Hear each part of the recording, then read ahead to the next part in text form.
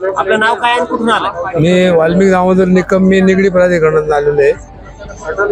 तर मला या शिबिराविषयी पेपरमधून माहिती कळली, लोकमतमध्ये वाचलं, त्याच्यामध्ये शिबिर ते भरलेलं आहे.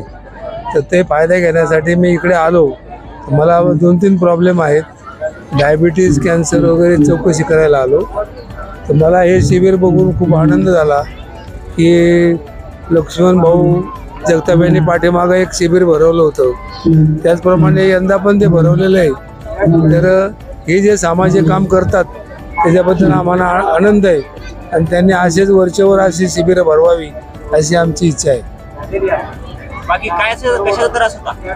मला सध्या डायबिटीसचा त्रास आहे, किडनी आणि थोडा डाऊट वाटतो कॅन्सरचा.